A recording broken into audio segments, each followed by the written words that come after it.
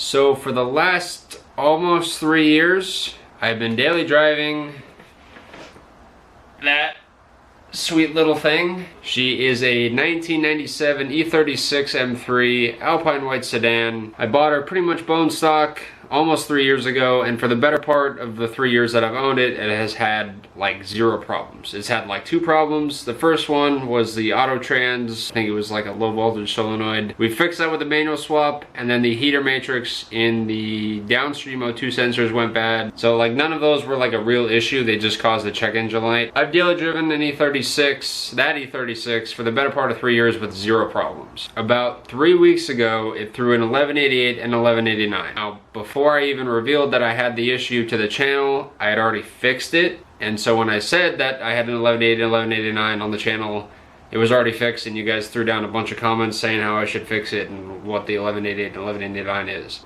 Now, you guys had a lot of good suggestions, but today we're going to dive a little bit deeper into the 1188 and 1189 code set.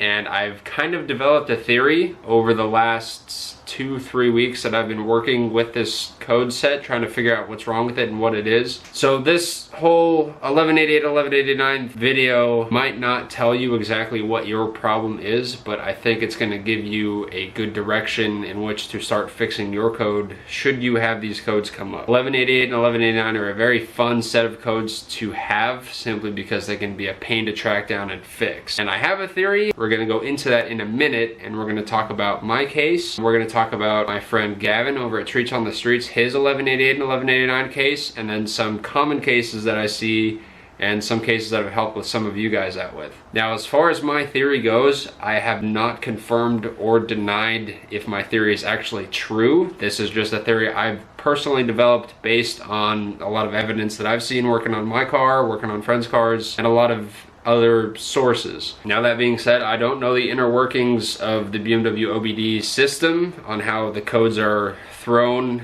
versus how scanners read the codes. So a lot of you guys had really good suggestions on what my problem was as far as 1188 and 1189. I want to say this is not a very blanket code set.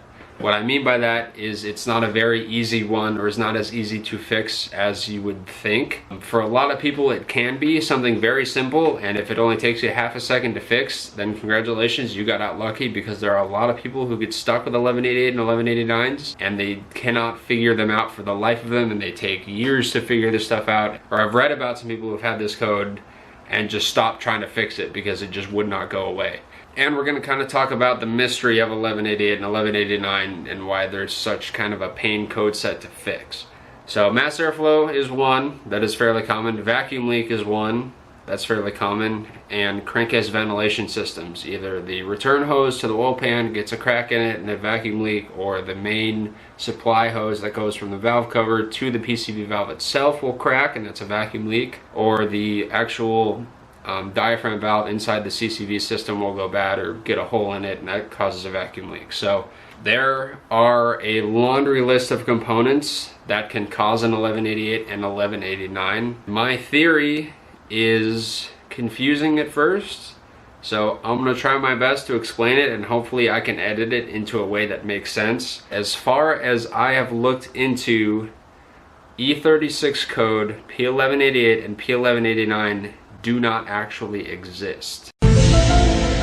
And what I mean by that is P1188 and P1189, that code set is not created equally and is not a valid code set. What P1188 and P1189 codes are, I think they're different codes being interpreted as 1188 and 1189 by the generic scanner that you're using, and because of that you have a very wide range of components that can fail and cause these codes, and a lot of different fixes for these codes.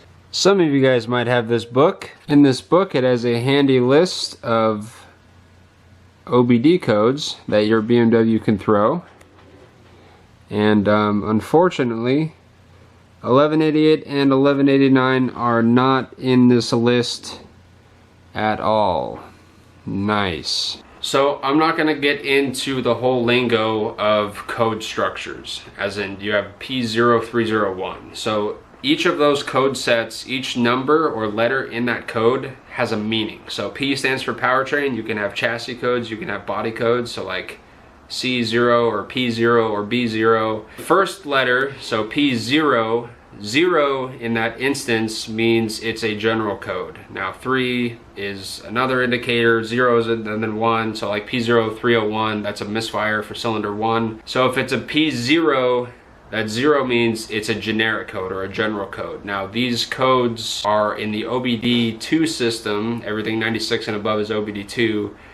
The 0 indicates a fault that pretty much any car can have. It's a generic fault.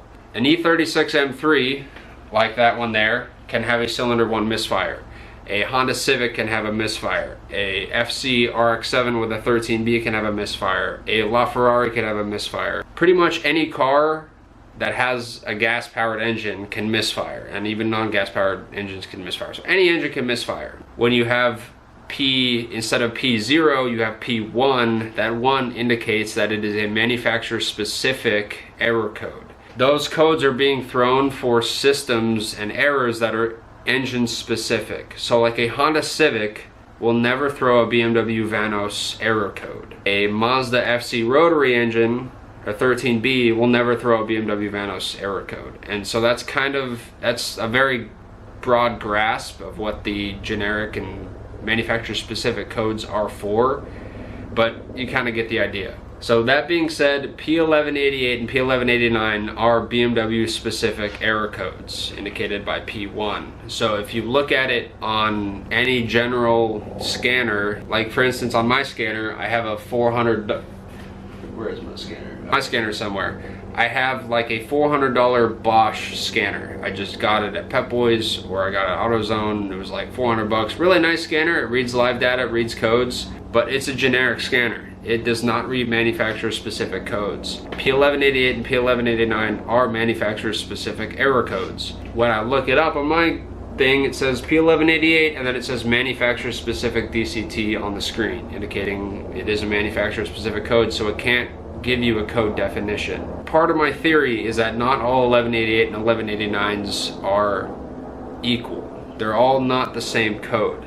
The reason you can have such a vast bracket of problems and components failing that could cause a P1188 and 1189, I think are due to the fact that 1188 and 1189s are not all created equally, meaning they're not one singular code. Now in my instance, I am a professional auto mechanic. I work 40 plus hours a week at an auto shop, and I have access to really nice scanners, like $7,000, $8,000, $9,000 freaking big ass Snap-on scanners that we use professionally. I scanned my car with like a $6,000, $7,000 Snap-on scanner that was really nice, and it could read manufacturer specific codes. On my little scanner, it showed I had two codes. It showed 1188 and it showed 1189. When I scanned it with the $7,000 Snap-on scanner, I had 4 codes, not 2. And none of those codes were 1188 or 1189. My first code was 227. It was mixture deviation cylinder 1 through 3. It was 228, mixture deviation cylinder 4 through 6. I had a misfire cylinder 2 code and a fuel pump relay code. Now this is kind of where my theory started to develop, was when I started reading these codes. Why I think it threw 4 codes instead of 2 and my scanner only picked it up as 2 is because 1, my scanner is not able to read manufacturer specific codes, and 2, a code will only be thrown once. So let's say you have a car that is misfiring on cylinder 1. Now you let the car run for a minute. It throws a misfire code, okay? So at 600 RPM, that's 600 engine cycles, your cylinder 1 is misfiring 600 times in 1 minute. But you only have 1 code for it. It reads the error, it throws the code, it reads the error again, it doesn't throw another code. The code is already thrown. So it sees that the code is already thrown and it doesn't throw another one. A scanner, a generic scanner, cannot read manufacturer specific codes. I think, for the sake of the argument, that mixture deviation bank 1 through 3 through 1188. Now it read the mixture deviation for bank 2. Now it read that code as 89 instead of 88. The misfire cylinder 2 code is on bank 1, so it threw that code, but my generic scanner cannot read the code it is throwing, and so it interprets it as 1188. But 1188 is already being thrown by the mixture deviation, so it doesn't throw it again. And so rinse and repeat with that fuel pump relay code. The scanner misinterprets that, and now you end up with 2 codes instead of 4. So kind of going back to the scanner I was using could not read the actual codes. It threw me the codes it thought it was throwing. I don't know if this is fact. This is just kind of my theory. I could be totally wrong and just rambling at this point, but I'm just trying to relay my message to you guys, or what I think my message is to you guys. That being said, if your car is throwing 1188 or 1189, I hate giving this advice situation where you're kind of at a disadvantage. I'm a huge fan of DIY and doing stuff on your own, but taking your car to a shop and getting it scanned by a scanner, or a shop that has a scanner that can read manufacturer specific codes, really might get you places with this code set, because a generic scanner is just not going to cut it. There are a lot of generic codes that these cars can throw that are like blatantly obvious, even if you don't have the exact definition. There's a lot of manufacturer specific codes that you can fix on these cars using a generic scanner. I don't think P1188 and P1189 is one of them, and this is one of the discussions I had with Gavin when I was trying to help him fix his 1188 and 1189. Now,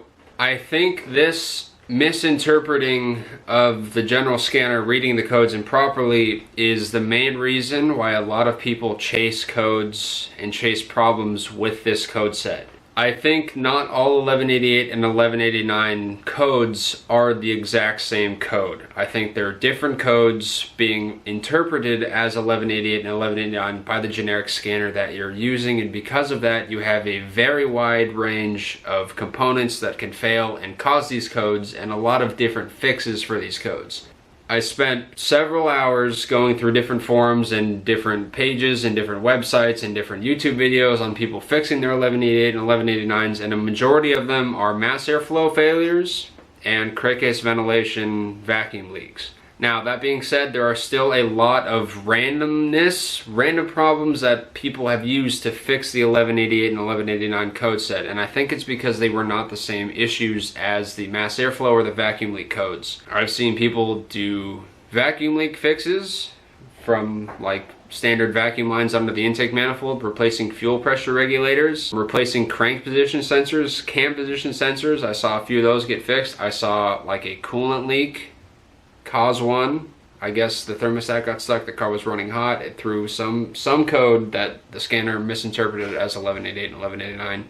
Again, the cooling system dictates your open loop, closed loop thing. If you have a failure there, it can cause the code. I've seen exhaust leaks from the secondary air pump solenoid cause those codes. I read where an air temp sensor caused the code. Some guy had a clogged fuel filter cause this code set. All the scanners read 1188 and 1189. One of you guys even cleaned your idle control valve and that fixed your code set. So there's another one. There's another totally random thing that you wouldn't have fixed by replacing your mass airflow sensor. As far as Gavin, treats on the streets, his 1188 and 1189 and my 1188 and 1189 and some of your guys' code sets were very different. My code set got thrown, and honestly, if the check engine light wasn't on, you would not have even known. The car ran perfectly. It pulled fine. It didn't have any idling issues, didn't have any running issues. It felt amazing. It felt like nothing was wrong with it. It was just throwing the code. Gavin's, on the other hand, his fuel trims were all over the freaking map, his O2 readings were all over the map, the car was idle hunting, it wasn't idling right. I don't know if it choked out under load, I just know it wasn't running right.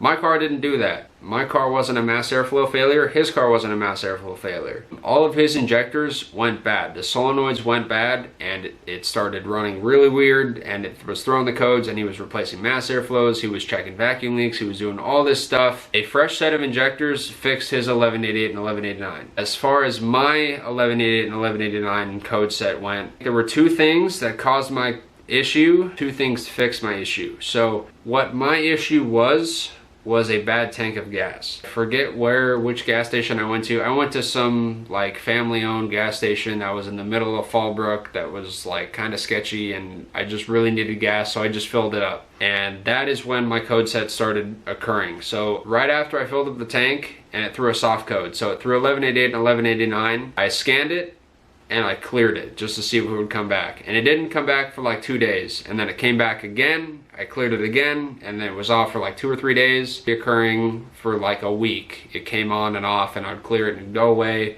drive it for a day or two, and then it would come back on. About halfway through that tank of gas, it came on hard. So the check engine light was always on. If I cleared it, it would come right back on as soon as I fired it up. And that's when I took it down to my shop and scanned it, got the codes that I did.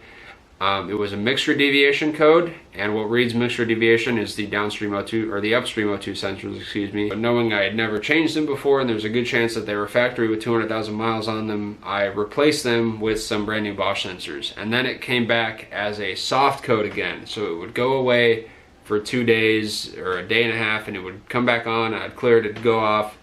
So I didn't think that it was fixed. Changing my upstream O2 sensors fixed the hard code. It didn't fix the soft code. Now I was suspecting that it was a bad tank of gas, so I ran that tank all the way down to empty, pretty much all the way to empty, ran a fuel cleaner and a fresh tank of Chevron. It was either Chevron or Shell. And then I cleared it.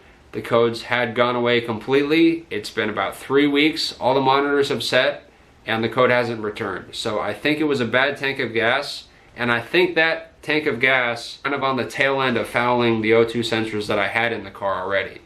So I think the bad tank of gas threw the code, and then it fouled my O2s worse, and then it was a hard code. I fixed it by replacing the sensors, and then ran the rest of that gas out, cleaned it out, new fresh tank of gas, fixed. So my fix was a set of O2 sensors and a new tank of gas. For Gavin over at Treats on the Streets, it was a new set of injectors. And for some of you guys, it is the mass airflow, and for others, it's the crankcase vent, and for others, it's the idle control circuit. There's kind of a lot of things that can cause 1188 and 1189. So my point is, the best place to start on fixing an 1188 and 1189 is not throwing parts at it. It's getting it properly diagnosed by a scanner that can read manufacturer specific codes, because that might tell you exactly what it is, as opposed to just chasing around, because like a mass airflow is like almost 200 bucks. So if you swap the mass airflow and it doesn't fix a problem, you're kind of out 200 bucks and now you're mad, right? So if you're having trouble fixing the code, my advice would be to get it scanned by a proper scanner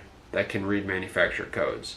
I'm sorry I don't have a direct fix for you guys, but that's kind of the nature of 1188 and 1189. If it's not the mass airflow or the crankcase vent or just like a vacuum line or a vacuum leak, you're kind of on the ball, and it can be whatever it is. Take your time, properly diagnose it, or have it diagnosed by someone who knows what they're doing, or even just starting with a scanner that can read manufacturer specific codes is an excellent point to start, as opposed to just throwing parts at it. So if you guys have an 1188 or 1189, Godspeed, good luck. Be smart about your diagnosing and fixing, and pretty much the whole engine's up at play for that. So have fun, I guess. I will see you guys later. Thank you guys so much for watching. Keep it fresh, and I'll see you guys later.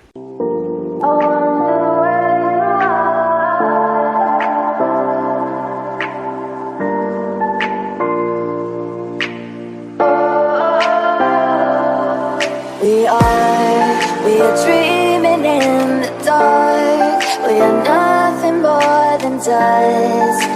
Search but you stay